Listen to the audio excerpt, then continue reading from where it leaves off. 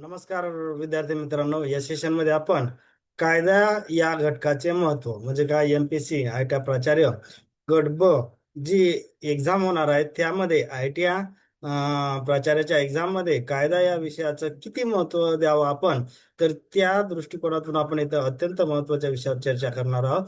तर बघा, आता मी असं हवेत बोलत नाही, तर हे जे काही रेफरन्सेस दिलेले आहेत तुम्हाला, तर हे जे काही रेफरन्सेस मी कोणत्या बेसवर घेतले, 18 फेब्रुवारी 2026 ला गट अ ची जे काही एक्झाम झाली एमपीएससी ची आयटी प्राचार्य डेप्युटी डायरेक्टर, त्या परीक्षेत जे विचारल्या गेलेल्या संख्या त्याच्या बेसवर मी याचं महत्व किती आहे किती नाही हे अधोरेखित करण्याचा प्रयत्न करत आहे. याच्यामध्ये कुठेही मनानं काहीही लिहिलेलं नाही. तर तुम्ही ही क्वेश्चन पत्रिका 18 फेब्रुवारीची बघू शकता. त्याच्यावर हे कायदे जे एक्झाम मध्ये विचारले त्याचे प्रश्नाची संख्या सुद्धा बघू शकता. म्हणजे इथं कुठेही हवेत बोलण्याचा प्रयत्न केलेला नाही. जे काही आयोगाने विचारलेले आहेत प्रश्न त्याच्या बेसवरच मी इथं बोलत आहे. आता बघा, पहिला कायदा होता अप्रेंटिसशिप ऍक्ट 1961. तर 18 फेब्रुवारीला झालेल्या एक्झाम मध्ये त्याच्यावर 5 प्रश्न आलेले होते विद्यार्थी मित्रांनो. त्याच्यामुळे या कायद्याचं किती महत्व आहे हे तुमच्या लक्षात येणार आहे. नंतर दुसरा आता राईट टू इन्फॉर्मेशन ऍक्ट 2005, म्हणजे ज्याला आपण आरटीआय ऍक्ट म्हणतो, त्याच्यावर 2 प्रश्न आलेले होते. नंतर राईट टू सर्व्हिस ऍक्ट 2015, याच्यावर एक क्वेश्चन आलेला आहे. नंतर वर्कमॅन कम्पेन्सेशन ऍक्ट 1923, याच्यावर सुद्धा एक क्वेश्चन आलेला आहे. नंतर फॅक्टरी ऍक्ट 1948, याच्यावर एक क्वेश्चन आलेला आहे. नंतर कंपनीज ऍक्ट 2013, ज्याच्यामध्ये कलम 135 मध्ये सीएसआर कॉर्पोरेट सोशल रिस्पॉन्सिबिलिटी त्या अनुषंगाने एक प्रश्न आलेला आहे. नंतर right of person with disability act 2016, याच्यावर सुद्धा एक प्रश्न आलेला आहे. जर आता मोजले तर आपण किती प्रश्न होतात, हे 5 प्लस 2 7 8 9 10 11 आणि 12, हे टोटल किती झालेले आहे प्रश्न कायदा या घटकावर 12 झालेले आहेत. किती पैकी? 100 पैकी. तरी याच्यामध्ये आणखी एक सांगायचा प्रयत्न तुम्हाला, की आता हे कसं, गट अ या पदासाठी 12 प्रश्न कायदा या घटकावर आले आणि गट ब ची एक्झाम व्हायची आहे. तरी त्या या एक्झाम मध्ये आणखी 1-2 कायद्यावर प्रश्न विचारलेला नाही. जसं आयटी ऍक्ट असेल, जो आपल्याला सायबर सिक्युरिटी सिलेबस मध्ये दिला, त्याच्यावर क्वेश्चन आलेला नाही. युनिव्हर्सलायझेशन ऑफ प्रायमरी एज्युकेशन, ज्याच्यासाठी right to education act RT act आहे, याच्यावर सुद्धा प्रश्न आलेला नाही.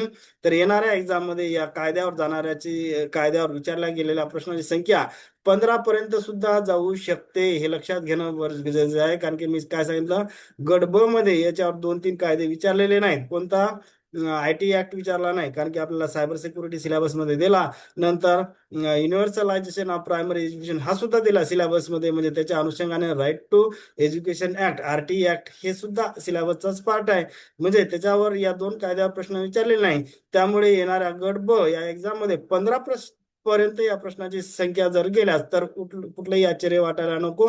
सांगायचा उद्देश आहे की जर 100 पैकी 12 ते 15 प्रश्न कायदा या घटकावर येत असतील, तर आपल्याला त्या कायदा या घटकाकडे किती सिरियसली बघायचं आहे हे आता सांगायची गरज नाही. तर त्याच्यामुळे जे गट ब ची तयारी करत असतील त्या विद्यार्थ्यांनी असं नाही की मी सर कायदे सोडतो आणि उरलेले मग मी व्यवस्थित अभ्यास करतो, तशानं तुमचा स्कोर वाढणार नाही मित्रांनो. कायदा तुम्हाला व्यवस्थित करावाच लागेल, त्याशिवाय स्कोर वाढणार नाही, हे लक्षात घ्या. आता मग तुम्हाला प्रश्न पडेल की सर कायदे तर खूप मोठा आहे, एवढं कुठून वाचायचं? तर आता बघा, आता म्हणजे तुम्ही बिअर ऍक्ट किंवा जे ओरिजिनल कायदे ते वापरले तरी चालते, किंवा बरेच काही क्लासेसच्या नोट्स असतात, तुम्हाला ज्याच्यातून वाटते ते वाचा.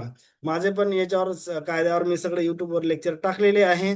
फक्त त्याच्यामध्ये मी फॅक्टरी ऍक्ट एवढाच बाकी शिकवायचा बाकी आहे. बाकी या सगळ्या गोष्टी मी ऑलरेडी माझ्या चॅनलमध्ये टाकलेल्या आहेत. तर तुम्ही ते सुद्धा बघू शकता. त्याच्यामध्ये मी प्रत्येक कलम एक्सप्लेन केलेला आहे. डेफिनेशन असतील किंवा काही इम्प्रुव्हमेंट असतील आणि लेटेस्ट आकडेवारी किंवा जे अपडेट आहेत ते सुद्धा त्याच्यामध्ये कव्हर केलेलं आहे. तर होप करतो की कायदा या घटकाचं महत्व मी थोडक्यात तुम्हाला सांगायचा प्रयत्न केला. हे कुठेही मी हवेत बोललेलो नाही. हे जे काही एक्झाम झाली 18 फेब्रुवारी 2026 त्याच्या बेसवर बोललेलो आहो. आणि येणाऱ्या परीक्षेत मी हे सुद्धा एक तुम्हाला प्रेडिक्ट केलं की 15 पर्यंत सुद्धा कायदा या घटकावर प्रश्न जाण्याचे चान्सेस आहे. म्हणजे एक आपण साधारण रेंज जरी 12 ते 15 किंवा 10 ते 15 जरी आपण रेंज पकडली 100 पैकी, तरी त्याचं महत्व खूप आहे. ते आपण इग्नोर करून कुठेही आपला स्कोर वाढणार नाही हे लक्षात घ्या. जर 100 पैकी 15 प्रश्न कायद्याचे आपण इग्नोर केले तर 85 पैकी तर 85 बरोबर येणार नाहीत ना. तिथे 10-15 जर चुकले तर आपण तसंही स्पर्धेच्या बाहेर होतो. त्यामुळे कायदा या घटकाला तेवढं सिरियस घेणं आवश्यक आहे. होप करतो बऱ्याच गोष्टी फास्टमध्ये मी सांगितल्या समजल्या असतील. काही महत्त्वाचं वाटलं असेल तर चॅनलला लाईक, सबस्क्राईब आणि शेअर करायला विसरू नका. थँक्यू.